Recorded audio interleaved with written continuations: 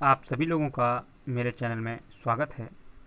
सभी प्यारे बच्चों के लिए मैं एक नया जीवन परिचय लेकर आया हूँ, महादेवी वर्मा जी का, काव्यत्री महादेवी वर्मा जी का।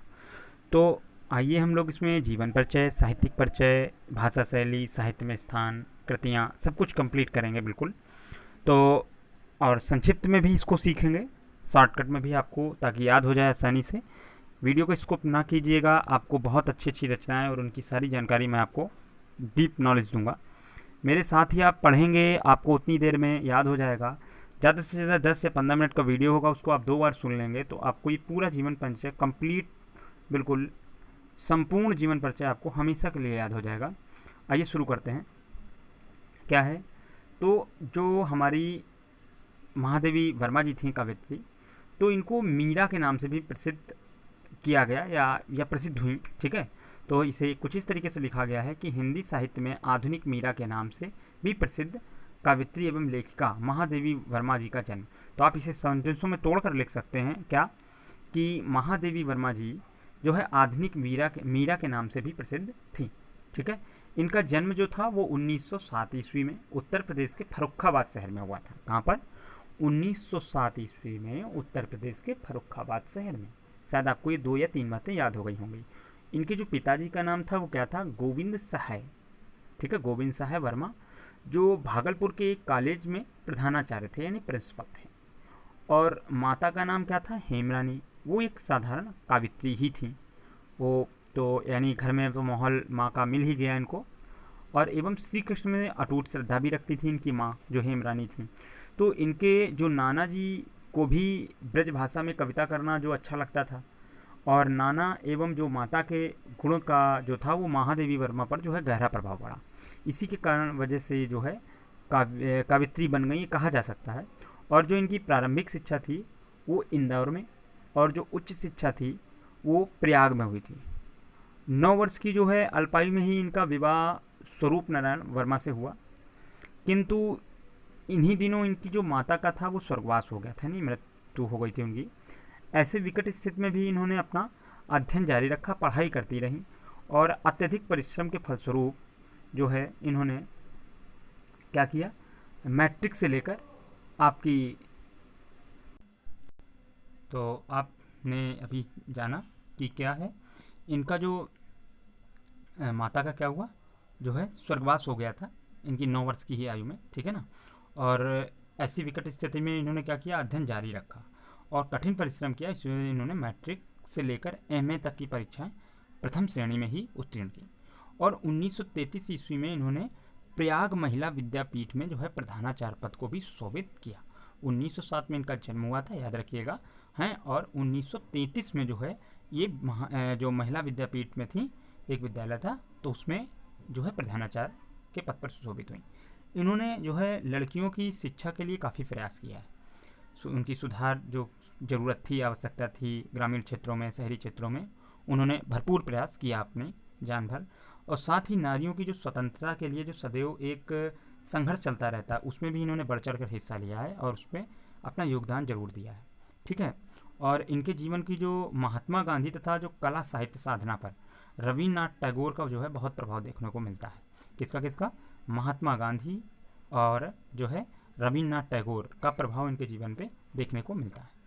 तो ये था आपका क्या, इनका जीवन परिचय। ठीक है। अब इसके बाद हम लोग चर्चा करते हैं इनके साहित्यिक परिचय की। तो साहित्यिक परिचय पे अगर हम लोग चर्चा करें, तो जो महादेवी वर्मा जी का जो साहित्य और संगीत के अलावा जो है चित्रकला में भी उनकी रुचि थी। तो सर्वप्रथम इनकी एक रचनाएं थी, जो वो थी कौन सी? चांद नामक एक पत्रिका में प्रकाशित हुई थी, और जो चांद पत्रिका की ये संपादिका भी रही हैं। ठीक है। और इनकी जो साहित्य साधना के प्रति जो भारत सरकार ने, मतलब इनकी जो साधना, साहित्यिक साधना थी, उसके लिए जो है भारत सरकार ने इन्हें क्या किया, पद्म भूषण की भी उपाधि से अलंकृत किया है। ठीक है, यानी इन्हें पद्म भूषण से भी दिया गया। ठीक है। और इन्हें जो है सेक्सरिया तथा मंगला प्रसाद पुरस्कार से भी सम्मानित किया गया है। ये आप लोग देखिए, इतना ध्यान से हिंदी पढ़ते ही नहीं, तो आपको शायद यही नहीं पता होगा क्या हिंदी में इस तरीके के भी पुरस्कार कभी दिए जाते हैं, सेक्सरिया और मंगला प्रसाद। ठीक है। और 1983 ईस्वी में जो है उत्तर प्रदेश की जो हिंदी संस्थान द्वारा इन्हें 1 लाख रुपए का जो है भारत भारती पुरस्कार भी मिला। तो अब आपको पता चल गया कि भारत भारती पुरस्कार में जो है 1 लाख का इनाम मिलता है। ये कभी नहीं मिला, 1983 ईस्वी में। और इसी वर्ष जो है काव्य ग्रंथ यामा पर इन्हें जो है भारतीय ज्ञानपीठ पुरस्कार भी प्राप्त हुआ 1983 में ही। और ये जीवन पर्यंत जो है प्रयाग में ही रहकर जो है साहित्य साधना करती रही हैं। और आधुनिक काव्य के जो साज श्रृंगार में इनका जो अविस्मरणीय योगदान है, अविस्मरणीय का मतलब जो भूला ना जा सके, तो इनके काव्य में उपस्थित विरह वेदना भी देखने को मिलती है, भावनात्मक गहनता भी है, जो क्या है, इसके लिए जो है इनकी रचनाओं को अमूल्य माना जाता है। उसका कोई मूल्य नहीं, आप किसी से तुलना नहीं कर सकते, ऐसी इनकी रचना है। ऐसा भावनात्मक और विरह वेदना उसमें संकलित की है इन्होंने। इसी कारण जो है इन्हें आधुनिक युग की मीरा भी कहा जाता है। ठीक है। और करुणा और भावुकता इनके काव्य की जो है पहचान है। और 11 सितंबर 1987 को ही यह महान जो काव्यित्री थी, ठीक है, उनका क्या हुआ, पंचतत्व में वो विलीन हो गई। और इसके बाद अगर संक्षिप्त में इनका परिचय हम लोग समझें ताकि आपको याद करने में आसानी रहे, तो नाम इनका महादेवी वर्मा सब लोग जानते हैं। जन्म 1907, जन्म स्थान फर्रुखाबाद, आप पढ़ चुके पीछे। मृत्यु 11 सितंबर 1987 को ही। ठीक है, देखिए जन्म और मृत्यु दोनों में साथ साथ है आखिरी में, तो शायद आपको आसानी रहे याद करने में।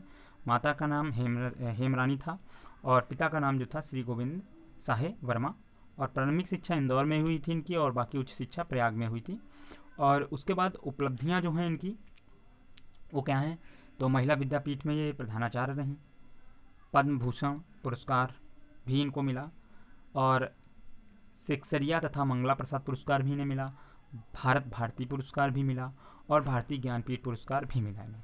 ठीक है। और उसके बाद कुछ कृतियाँ इनकी महत्वपूर्ण अगर बात कर लें जो काफ़ी विख्यात रहीं, जिनके लिए इनको सम्मानित किया गया, तो निहार, ठीक है, और आपकी कौन सी है, निहार है, रश्मि है, नीरजा है, सांध्या है, सांदगीत हैं और दीप शिखा है। ठीक है, ये कुछ महत्वपूर्ण इनकी रचनाएं हैं।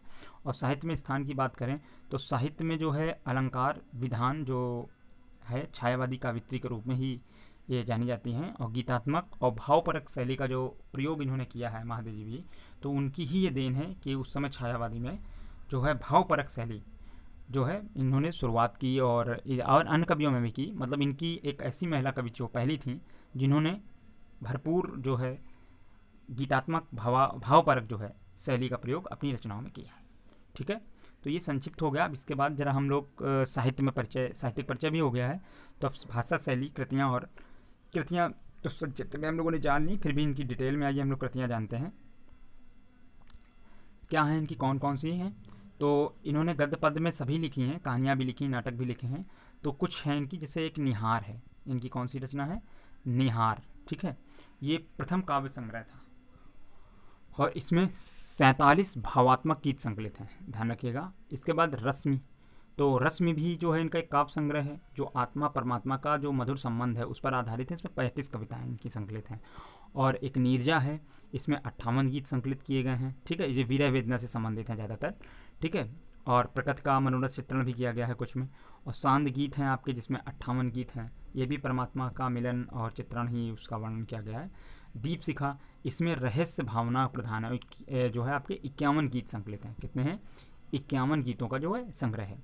और अन्य रचनाओं की अगर हम बात करें तो कुछ अतीत के चलचित्र, स्मृति की रेखाएं, ठीक है, श्रृंखला की कड़ियाँ, पथ के साथी और क्षणदा, साहित्यकार की आस्था तथा अन्य निबंध और संकल्पिता, ठीक है, और मेरा परिवार, चिंतन के क्षण आदि ऐसी प्रसिद्ध जो है इनकी रचनाएं हैं, गद्य रचनाएं।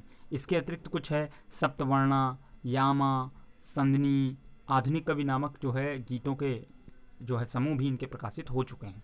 ठीक है, तो इस प्रकार आपने इनके काफ़ी महत्वपूर्ण रचनाएं भी जानी। अन्य रचनाओं में भी आप याद रखिए, आगे कंपटीशन या किसी में आपको ज़रूरत पड़ सकती है।